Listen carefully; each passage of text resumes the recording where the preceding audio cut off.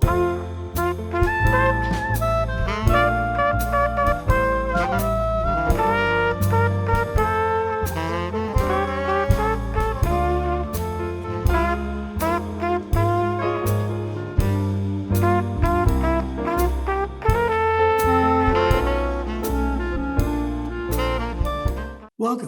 to the 33rd in a series of shows focused on Brookline as an age-friendly community.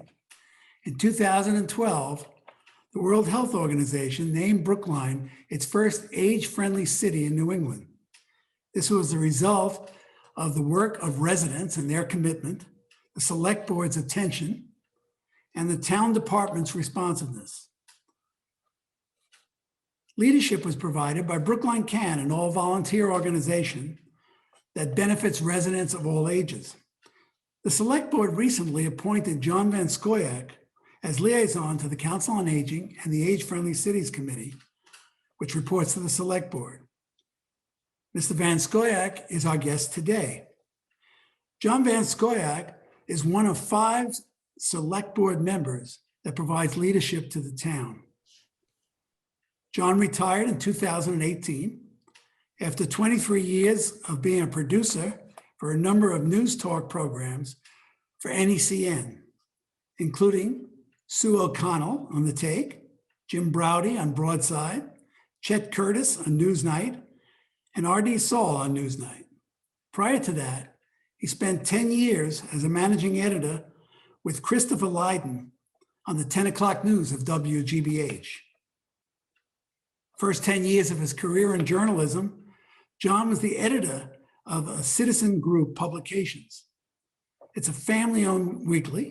It covers Brookline, Allston, Brighton, Back Bay, Beacon Hill, and Fenway, or it covered. He's married to Barbara, has 2 married children, Ellen and Robert, and 3 grandchildren. Welcome, John.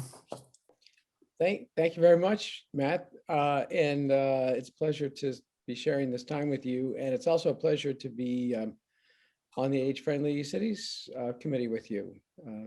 We've had 2 meetings together already, and it's already been an enjoyable experience and a learning experience for me. So I'm glad we'll be working together. Yeah, I am too. And I didn't mention, I probably should have, that I've been appointed a co-chair of that committee. Excellent. So the first question I've asked anybody that's come on from the Select Board is why you took a job that tough. It is hard work. It is really important. And everybody has their own reasons. You've been on for a while, so they may have moved.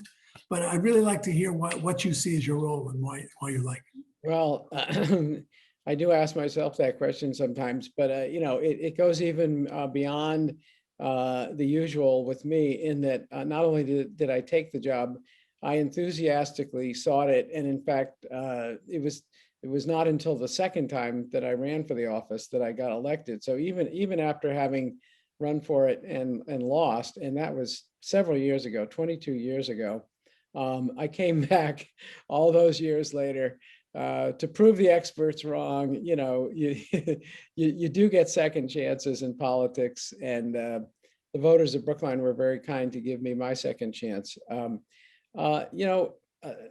It's a job that, frankly, does demand more than, frankly, a person who's a volunteer and is unpaid. Most, we do get a nominal sort of a stipend.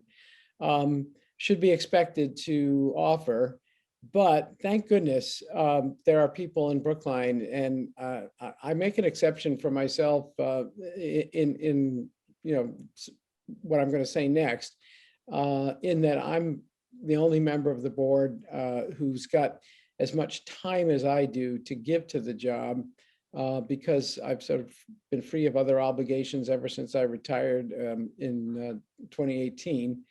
And I made a point of telling people I wouldn't have run for the job if I still had been in my career, and if I had still had to, make a paycheck every week and so on. And yet the other members of the board have to do the kinds of things that I was doing for 23 years in my career at NECN on a daily basis, that and then find the time to be on the select board. So hats off to them. I'm doing it because I was entering retirement and I knew I would have the time. And I had told myself for many, many years that if I ever had the opportunity and the time, I would serve on the select board just to see if I could make some contributions to the town. And it's a real privilege to be able to do it. Yeah, I'm really, really glad you did, actually. It's a Well, sense. that's nice to hear. So we're talking, this show is focused certainly on older adults. So I'd like to at least make sure that we cover an awful lot of that.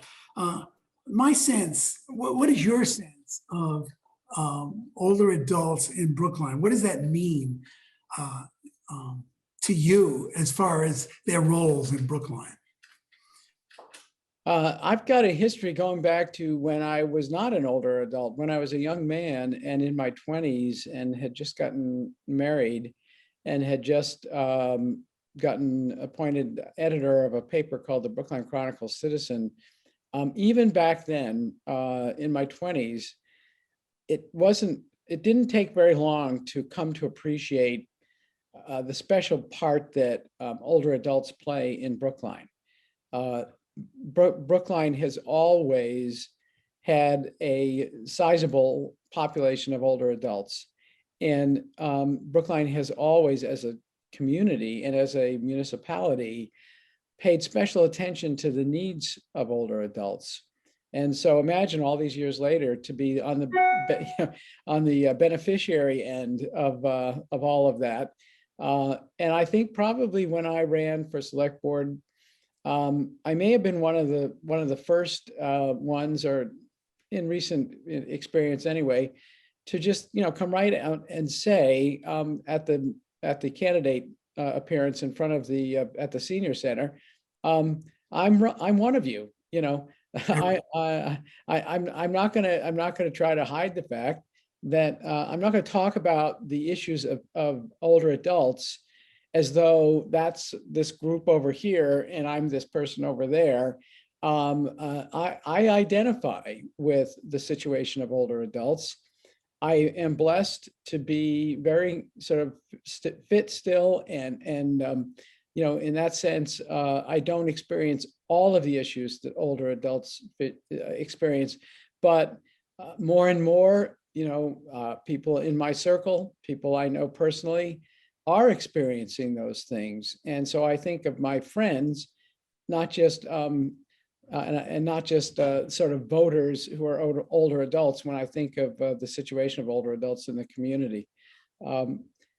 If I had to put my finger on one thing that kind of brings together all of the problems, or I shouldn't say problems, all of the concerns of older adults, I talk about the word isolation. I think so much of what we do that is in the area of trying to meet the needs of older adults has to do with breaking the isolation of older adults. I absolutely agree. Yeah, yeah. Absolutely. And I think a lot of people who are younger have learned about that over the last year and a half. And they've been exposed to many of the issues and the key issues that you're talking about. So I didn't mind. I will interrupt you at times. Yeah, that's fine. Please do. Please do. And let's go down some of the issues with which you're very familiar. Pedestrian friendly lighting. If you are shy of going out after dark because there isn't adequate lighting on the sidewalks, that contributes to isolation. If you no longer have the income that you once had, and you don't own a car, and there isn't nearby public transportation, that contributes to isolation. If you are a widow or widower, and you've lost some of the connections to people that used to be part of your circle of friends, that contributes to isolation. That's where the senior center comes in, and other services too. So You can take almost any one of the concerns that are identified with senior citizens, and I'm sorry, I'm going to learn to say older adults, It's okay. but I need more practice. And yeah, you can trace it back to isolation as the thing that brings all of those together. And no one should underestimate the significance of isolation. It takes away from mental health. It takes away from your physical well-being if in fact, because of the impact on your mood, you don't eat properly, or you don't get the proper exercise. So that helps me to kind of grasp why we should sit down once a month or more often with this committee or that committee and work on some of the problems and the concerns of older adults, because we got to break that isolation. That is about the best description I have heard of the issues in town and the issues with older adults. It's really, thank you very much. I think, as you said that, I thought of the pandemic and how many other people who were not older were subjected to the same kinds of issues that they sort of never expected. They all of a sudden cared about automatic doors because they didn't want to touch them. Yes. They all of a sudden cared about street lighting. They wanted to see who was in the streets and whether they were wearing masks as they walked. I mean, it's an amazing. It's interesting to see how many other people were exposed to it. Our age-friendly businesses, there's a lot of attributes of the age-friendly business that people now wanted because of pandemics. They wanted lighting, they wanted space, they wanted, there's so many things involved. So thank you. That's an excellent expression. Also, in your role as the liaison, what your relationship to the Council on Aging? I don't think anybody on our show has heard much about the Council on Aging. So if you could tell us just a little bit about what you see it in their role and your relationship to them. Well, of course, a big part of it is coordinating all of the other aspects of municipal service delivery and, making sure that the needs of older adults are recognized in the delivery of the parks and recreation services, and in the attention of the DPW to the condition of sidewalks in the winter. You can go down the list, and of course their relationship to the senior center and their support for the senior center. And the thing that stands out the most in my mind is the mustering of volunteers. And I am just amazed at the number of volunteers that are in service, thanks to the work of the Council on Aging. It's very, very impressive. And one of the better examples of it is getting back to this question of isolation, which became aggravated during COVID, because even older adults who were accustomed to getting out of their apartments or their homes suddenly found that they were confined to their residences.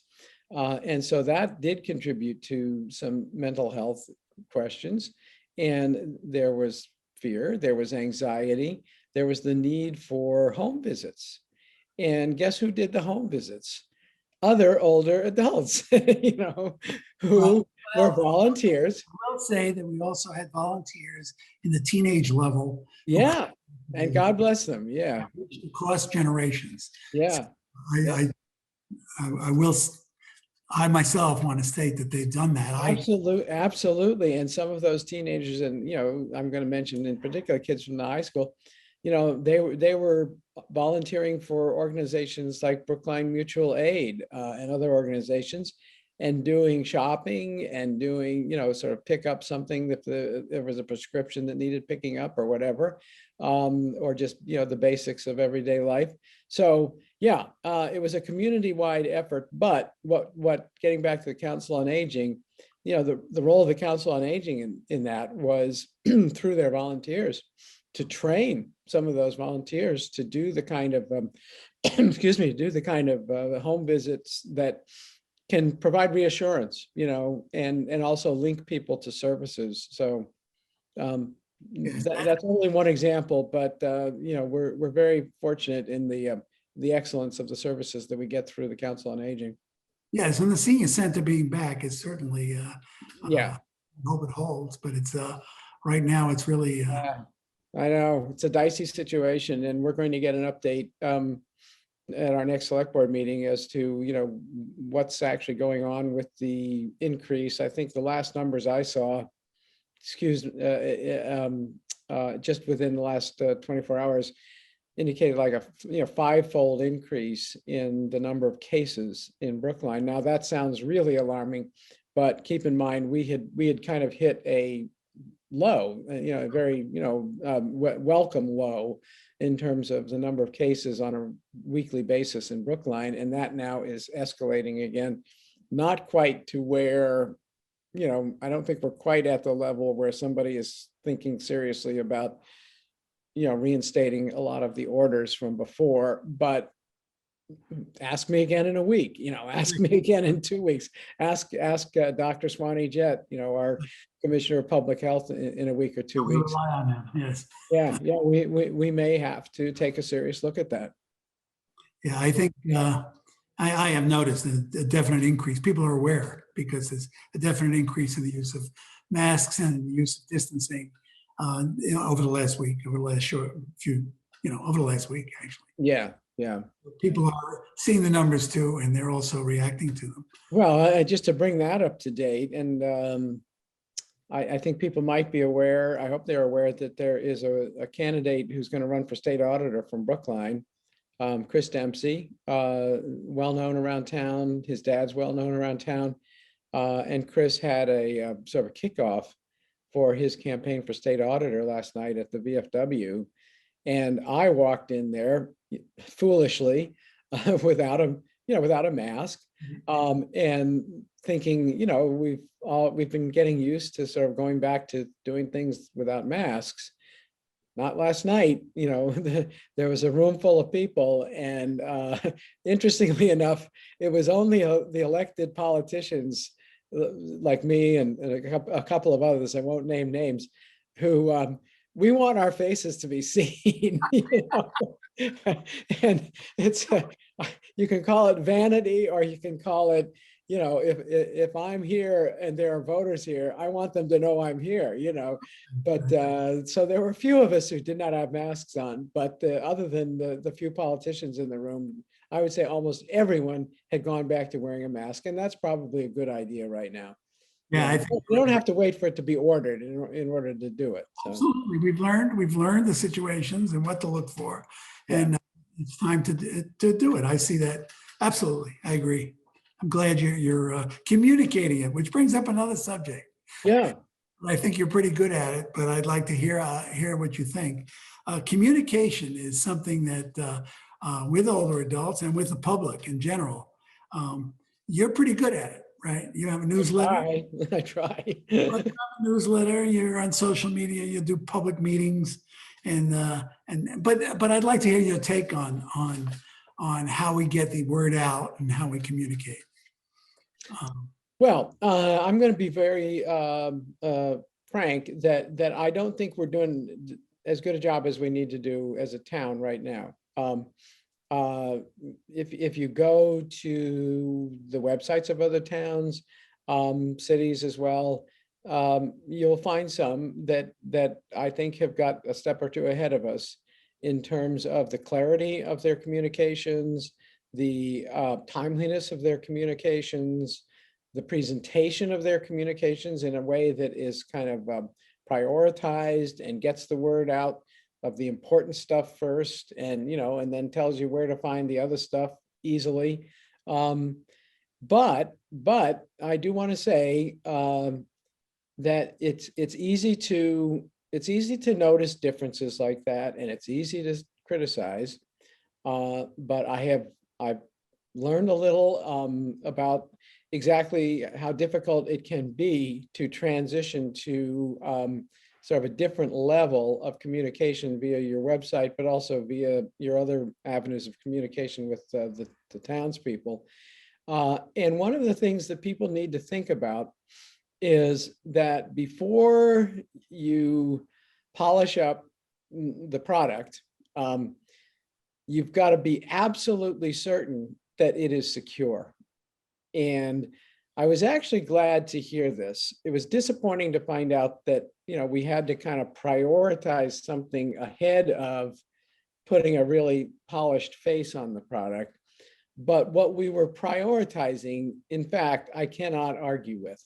And that is, you've got to have a system that can't be hacked. And yeah, you know what I'm talking about. I know exactly what you're talking about. Yeah, I yeah. absolutely agree.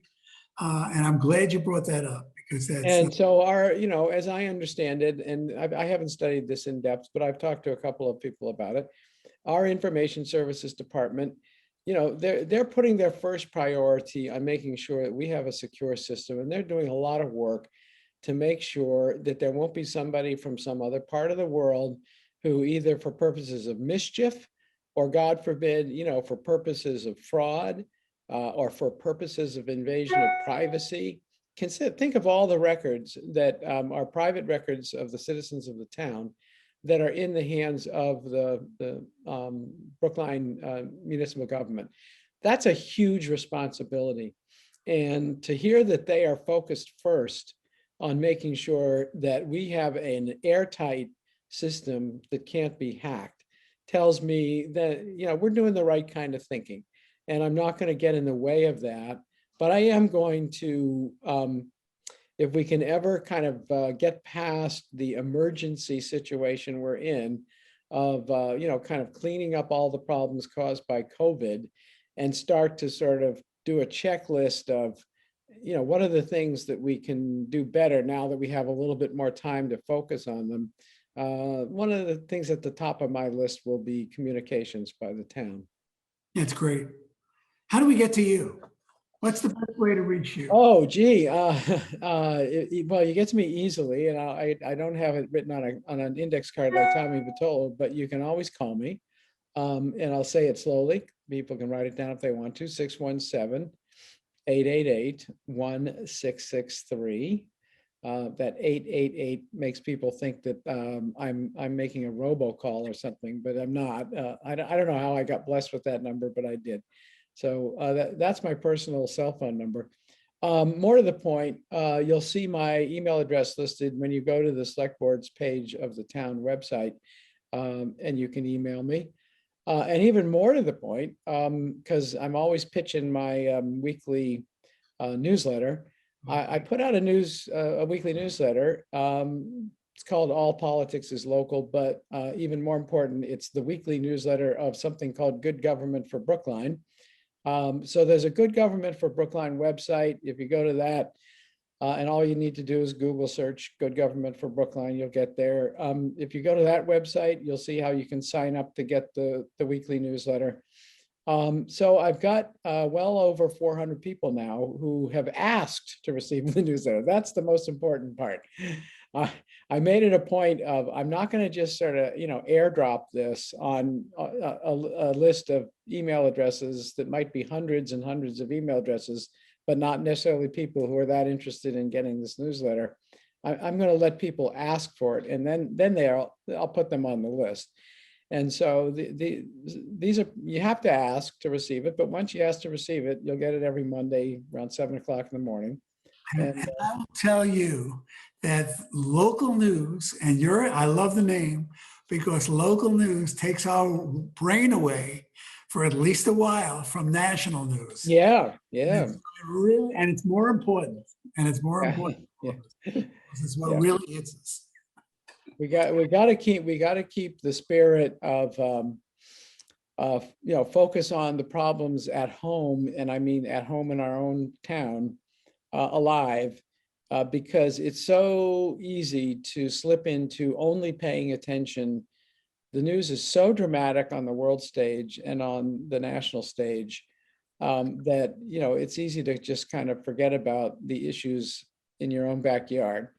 But they're really good issues, and among them are all of the issues that are being debated on the world and national stage. I mean, I'll just mention climate change, obviously, right? people are attacking and addressing climate change or the impact of climate change right here in Brookline on the local level, and it's going to have a ripple effect, nationally and then maybe even internationally. So you don't need to go to a meeting of the UN to address climate change. You can do it right here at Brookline Town Meeting, and people are, and it's having an impact. Yeah. Also, okay, voting. We have in town, I believe, this very exciting election last time where everybody got involved. So unlike the we got 17%. Yeah. So I would, as part of that, I would like to at least remind everybody that watches this or sees it to never vote on anything, because the one time when you can actually have direct impact. So that's another aspect of, and especially older adults, but it's everybody. But we're communicating with them. Well, older adults tend to do better when it comes to that, but even older adults, they don't hit the 100% mark. And one of these days, maybe we'll have an election where absolutely everybody who is qualified to vote votes. So I couldn't tell if you were being ironic when you said we did really well. We had 17%. I'm sorry. I'm sorry. In fact, I've heard that when we have a really big election, like a national or whatever, we get 20%. So. Yeah, well, of course, in the presidential election, we did even much better than that. I think it was probably around 60%. But the local elections, it's always a struggle. It's been a struggle, but we're making it easier to vote all the time. And certainly the candidates are working harder than ever. I will say with great respect, no one worked harder in recent times than my new colleague, Miriam Ashkenazi, who you had on the show just a while ago. And of course, I worked hard for a different candidate who also worked very hard, Nancy Heller, terrific select board member who served the town with such great results for so many years. Absolutely. But the candidates are doing their part. I'm talking to the voters now. The candidates are doing their part. We are working hard in these elections. Sometimes, like this, against one another. But I don't think we're the problem. I think the general focus and the way it shifted away from local affairs to other affairs over the course of years, and also the lifestyles of people today, the fact that, people are working in a given family, both parents are working. They're probably working more than 40 hours a week. They've got a gazillion obligations during the day, if they have kids, especially. It's exhausting to have to plunge into the affairs of your local government, but it's worth it. And so I hope more and more do. Okay, well, we're getting towards the end. I'd like to just give you a little quick input from me before we go off. Please do. I think the fact of older adults, and it's probably not you, I think you understand it, but I think this is an opportunity to remind people that older adults are a wide variety of people. There are plenty of people who are workers still. There are business owners, there's consumers, and we're all consumers, and we're big consumers. We're retirees with volunteering, who want to volunteer, very often want to contribute in all different ways that they didn't before, and they're available. They want to participate in town activities. We're the people around, as you pointed out a little earlier, walking on the sidewalks, bicyclists. We drive in town and park and try to shop. And we use some of the public transportation, not right now too much, but public transportation and the rideshare. And at the same time, we're available to be called on to serve and help. So from your position, I know you can do that. Yeah. I'd like to remind everybody else that I think I've seen a town full of people ready to do things and ready to participate, different from their jobs, but they're ready to do it. So I think we should be called on. It's not it's really not fashionable these days to have a group called the Retired Men's Club. But there once, well, I don't even know if maybe there still is. They just haven't invited me to join it yet, but The religious organizations, things like that. yeah, but that spirit of retirees, whether men, women, or both, getting together on a regular basis to share with one another, but also to volunteer and to contribute to the town, is something that has roots in Brookline and many other communities as well. And the more that we can cultivate that and keep it going, the better. I made a joke shortly before I retired because I saw Boston was doing a really nice job on the field that is right there at Cleveland Circle. And as part of that, I looked at the design for the future field one day, and I saw that they had incorporated a bocce court, for playing bocce. And I thought, oh, this is perfect. Just in time for my retirement. I can spend every day at the bocce court, with some other old guys, rolling the bocce balls. I think we're reaching the end. So, but I have to say there hasn't been any bocce in my retirement. It's been all, select board and council on aging and you name it, these various committees I'm on. And but that's a joy to me, and I'm not complaining. Absolutely. So we come to an end to this one, but as I said, you're welcome to others. You're welcome to have other shows when you think it's useful. So I'd like to thank you. I thank you. I thank you, Matt. Yep. I'd also like to remind everybody that the broadcast, sometimes it's rebroadcast over the next many weeks, several times. Brookline Can website has the show on it, and all the other shows and all the other episodes. And the Brookline Can Facebook and Twitter accounts will, of course, distribute the links for this too. Thank you, everyone. Take care, everybody.